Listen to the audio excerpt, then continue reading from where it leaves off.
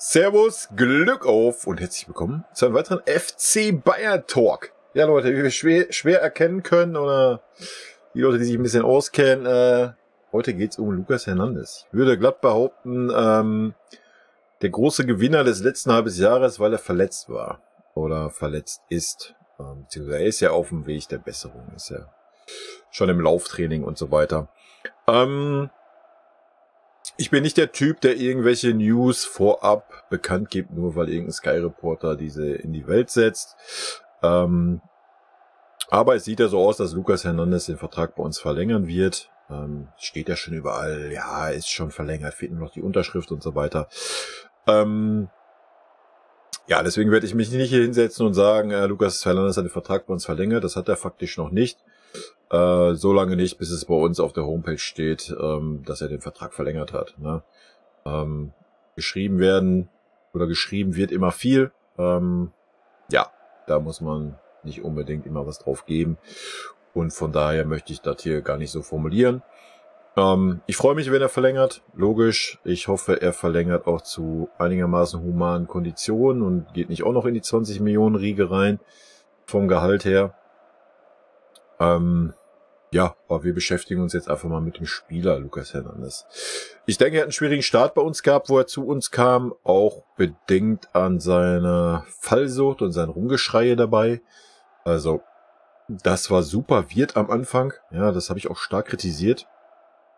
So war er schon immer stark und also ist er einer der wenigen Spieler, ähnlich wie De Ligt, der immer Vollgas gibt, wo du nie den Eindruck hast, er schont sich jetzt mal oder er läuft nur mit 80% rum oder selbst wenn er angeschlagen ist, wenn du ihn aufstellst, er ist immer bei 110%, ist immer heiß, gibt immer alles. Das einzige Problem, was er am Anfang halt hatte, wo er auch dann zwischenzeitlich mal einen kurzen Rückfall hatte, ist bei jedem kleinen Foul, was gegen ihn ist, hat er sich auf den Boden gekugelt und rumgeschrien, weiß ich nicht, da war Neymar ein Waisenknabe gegen. Ja, das war schon sehr weird, aber ja, wenn man von Diego Simone kommt, dann ist das vielleicht so. Ich weiß es nicht. Aber das hat er ja dann abgestellt gehabt und ja, ein absoluter Leistungsträger, eine absolute Granate, ja. Ich wäre halt froh, wenn er verlängert. Gehe ich aber auch von aus, dass man mit ihm verlängert, weil wir haben auch 80 Millionen bezahlt und machen wir uns nichts vor, wenn du ihn jetzt verkaufen würdest, würdest du vielleicht maximal die Hälfte kriegen. Und ich würde ihn auch nicht verkaufen. Wie gesagt, er ist einer, der immer sich reinhaut, immer 110% gibt, was mir sehr, sehr gut gefällt. Und ist dazu noch ein sehr starker Spieler. Ja, er kann linker Verteidiger spielen, sehe ich persönlich ihn jetzt nicht so gerne. Hat noch nicht mal was damit zu tun, dass er nicht so offensiv ist wie ein Davis. Natürlich eine andere Art linker Verteidiger, auch ein bisschen sicherer linker Verteidiger als Davis in der Defensive. Ich sehe ihn aber super gerne in der Innenverteidigung oder in der Dreierkette. Ja. Und ja, ich könnte mir eine Dreierkette nächstes Jahr sehr gut vorstellen mit Hernandez links, De Ligt mittig und rechts ein Pavard. Also ich denke, wenn es eine Position gibt, auf der wir keine Sorgen haben, aktuell ist es die Innenverteidigung. Ja, ja, Opa muss man aktuell rausnehmen. Da gibt's keine zwei Meinungen. Ich bin ein riesen Opa-Fan. Ich war auch wirklich begeistert, wo er gekommen ist von Leipzig. Aber auch in der Saison hat er schon seine Aussetzer gehabt und jetzt hat er wieder die Aussetzer gehabt. Und ja, solange er die nicht abstellt. Warum? Woher die kommen, weiß ich nicht. Das muss man dann irgendwie intern ergründen. Ich kann es mir nicht erklären.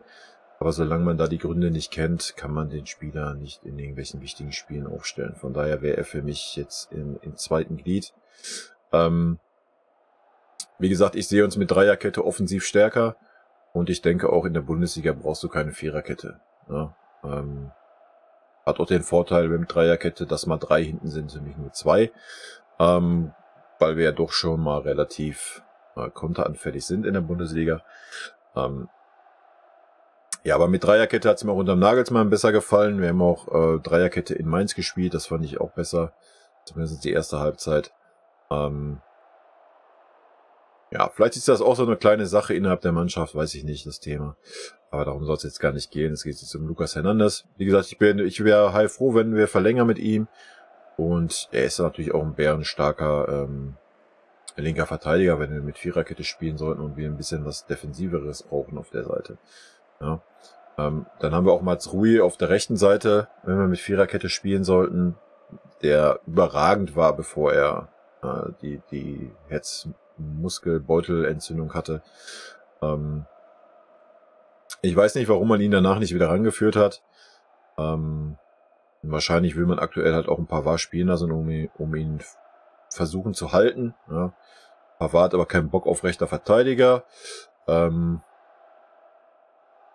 man jetzt schon halten, was man will. Von daher wird es da sehr interessant sein, aber wir haben gesehen, wie stark ein Pavard ist, gerade in der Dreierkette als rechter Mann. Hat mir sehr, sehr gut gefallen. Man hat auch gesehen, wie torgefährlich er auf dieser Position ist. Und das wäre schon eine starke Dreierkette. Und ich würde mir De Ligt da gerne mal mittig wünschen. Ich denke, da kann er auch noch ein bisschen mehr aufgehen und ein bisschen mehr Einfluss nehmen. Könnte ich mir sehr, sehr gut vorstellen. Die Frage wird sein, wie Tuchel die nächste Saison plant oder ob wir mit Viererkette oder Dreierkette spielen. Ich würde mich freuen, wenn Pavard auch verlängern würde, ja, aber auch der möchte natürlich nicht weniger Geld verdienen, wie er aktuell verdient, ist ja im Gegensatz zu den anderen hochbezahlten Innenverteidiger da eine Ecke weiter hinten dran. Von daher wird das auch nicht billig werden, aber die Form, die er hat, ja, und ja, wenn er Bock hat, ja, ist er bärenstark, das hat er auch gezeigt. Die Sache ist, man muss das nur vorher auch klar mit ihm besprechen. Ja. Auf rechten Verteidiger hat er keinen Bock und dann ist das so, da muss man ihn verkaufen, wenn wir mit Viererkette planen, weil ich sehe ihn in der Innenverteidigung jetzt nicht irgendwie vor De Ligt oder Hernandez. Ja. Also wenn wir mit Viererkette spielen, sind die beiden für mich definitiv gesetzt. Und wäre auch ein bärenstarkes Duo, ja, wenn die sich einspielen. Ich denke, da brauchen wir nicht drum rumreden. Aber wie gesagt, ich persönlich würde schon eine Dreierkette bevorzugen. Ich denke, das tut unserer Mannschaft gut. Und meines Erachtens nach, ja, brauchst du keine Viererkette in 90% der Spiele in der Bundesliga. Ja, die Gegner stehen zu 90% hinten drin mit 2 Viererketten. Und dann hast du hast du oft noch das Problem, dass unsere beiden Außenverteidiger komplett aufgerückt sind und dann stehen hinten nur 2 Mann, mit einer Dreierkette stehen wenigstens 3 Mann hinten. Gibt uns dann auch noch mal ein bisschen mehr Stabilität und trotzdem, ja, hast du außen die beiden. Ja, du kannst ja auf dem Papier auch mit einer Fünferkette spielen, dass du Mats Rui noch rechts hast und einen Davis links und dann noch 2 Flügelspieler oder 2 Halbspieler dann auf den Halbpositionen außen. Möglichkeiten gibt's da ja mehr als genug. Aber da klar sind wir auch mit einer Viererkette stark. Dann wäre es aber mal interessant, vielleicht mal ein 4-1-4-1 zu sehen und nicht immer 4-2-3-1 Gedöns, was wir seit Jahren spielen und ja, was irgendwie seitdem Kimmich und Goretzka nur noch da sind, nicht klappt. Aber ich schweife schon wieder komplett ab, ja. Lucas Hernandez ist kurz vor der Vertragsverlängerung, freut mich sehr. Ich freue mich, wenn er wieder fit ist. Wie gesagt, einer der wenigen Spieler, die sich immer reinschmeißen, die eine hohe Zweikampfquote haben und der sich auch nicht zu schade ist, ähnlich wie ein De Ligt, auch einfach mal die Blutgrätsche auszupacken, wenn es sein muss. Ne? Ja, kann auch mal ein Kandidat für eine rote sein oder für eine gelb-rote Karte, aber ist ansonsten schon ein geschickter kleiner Drecksack, nenne ich es mal. Also positiv gesehen Drecksack, ja, im defensiven Zweikampf. Wie gesagt, solange er seine Show-Einlagen da abstellt mit seinem Rumgekugel und Rumgeschreie, was er eine Zeit lang mal hatte, ist er mir super sympathisch und ja, über jeden Zweifel erhaben wir uns in der Abwehr, denke ich. Absolut gesetzter Spieler. Selbst wenn wir mit Viererkette spielen sollten, ja, und wir mal ein bisschen defensiver agieren möchten. Tuchel agiert ja generell ein bisschen defensiver im Gegensatz zum Nagelsmann.